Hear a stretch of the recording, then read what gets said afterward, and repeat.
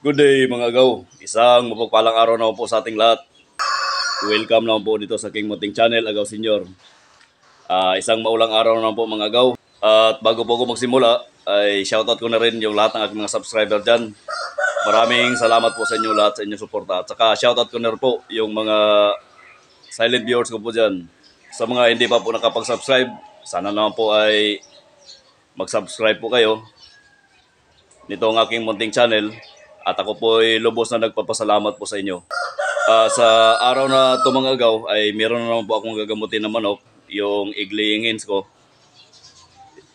Isang manok na meron pong bulutong sa kanyang mukha. At yun po ay aking gagamutin para naman po ay hindi po makahawa.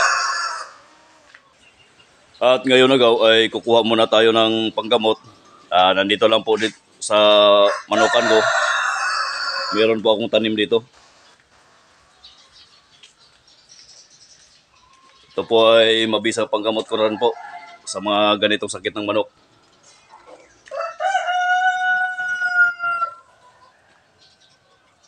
Ito lang po yung gagamitin ko. Itong lemon o kalamansi.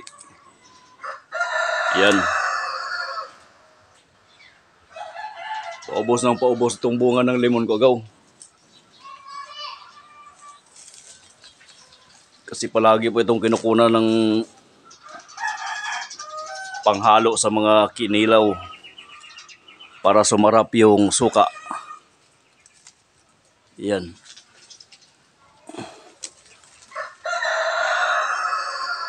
Ito po yung mabisa agaw kapag presko po bagong pitas. Ay yung asim niya ay talaga pong nakapagpagaling sa kahit na anumang sugat ng manok o kahit na sa bulutong saka sa mga buni. Yan agaw, meron po akong 5 kinuha. Sapat na po ito sa unang araw na pagpahid ko sa kanyang bulutong sa mukha.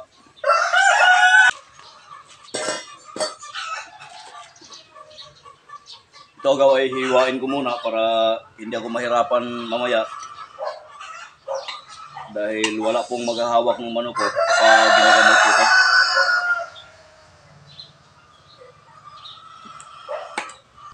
Ito yung maganda gaw.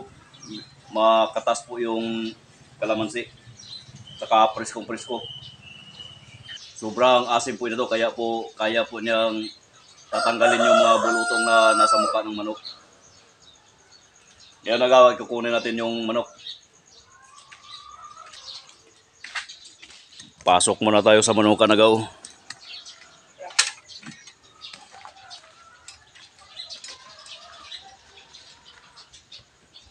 Yan, kumakain na yung mga sisiw ko. Ito pa. Yan, kain lang muna kayo dyan.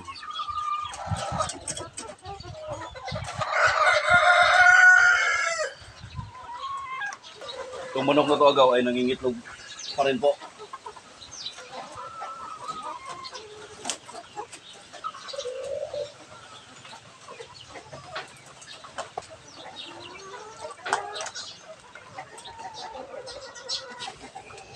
Yan agaw. Ito po yung gagamutin ko.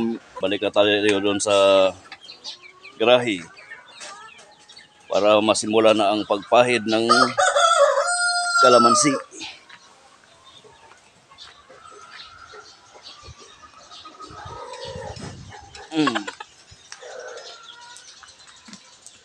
Yan o. Mabuti na lang at hindi napuno yung mukha niya. Kaya maganda na yung maagapan natin sa ngayon para hindi na po kumalat sa ibang parte. Papahiran ko lang ito agaw. Yan. Parang sinasabon lang po ng katas ng kalamansi para mamatay po itong bakterya. Meron po isa dito sa gilid. Yan.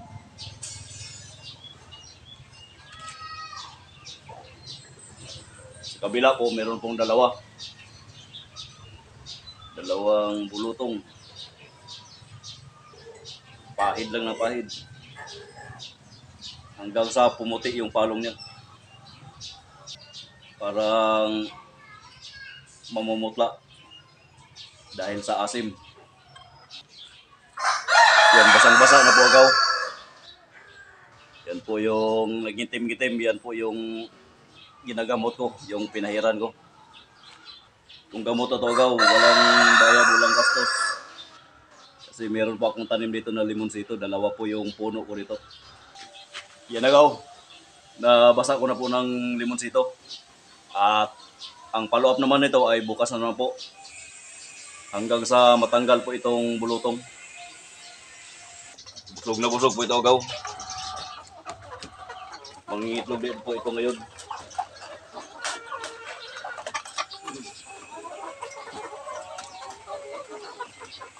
Yan po siya agaw. Hindi ko na po iniwalay agaw. Iniwalay dahil yung kasama niya ay hindi naman po nahawaan. At mabuti na yung magamot po ng agaran para hindi rin po mahawaan itong ibang mga kasama niya dito sa Battery Kids. Yan agaw. Ito po ay pangalawang araw na po na gagamutin ko po yung manok ko na may bulutong sa mukha. Para naman po ay tuluyan na po itong maghilom at hindi na po makakahawa sa iba. Yan agaw, meron na po akong 3 limon lang yung kinuha ko. Dahil gumaling na po yung bulutong niya. Merong isang itlog dito, kukunin ko muna. Baka mabasa ng ulan.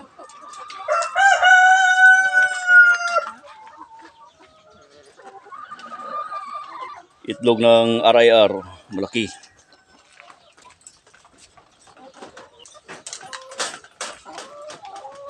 Yan, ito na agaw.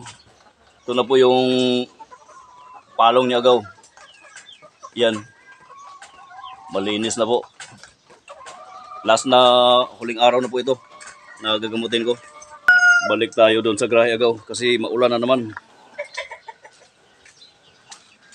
Pang-apat na araw na ulan na ito.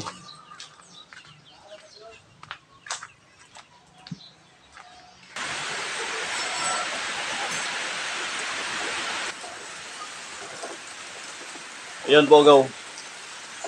Yan. Na tanggal na po yung parang dry na balat niya dahil sa sugat. Ito sa kabila ay malinis na po. Wala na po dito.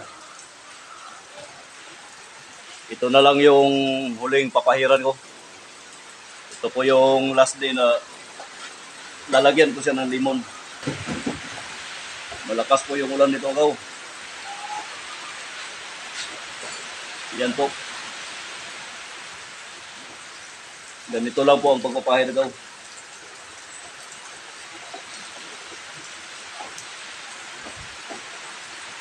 Ito talaga yung maganda agaw pag bagong pitas. Kasi sobrang asim po nito. Parang itong lemon ay ikikis-kis mo po dito sa balat. Para maging epektibo po yung paggamot.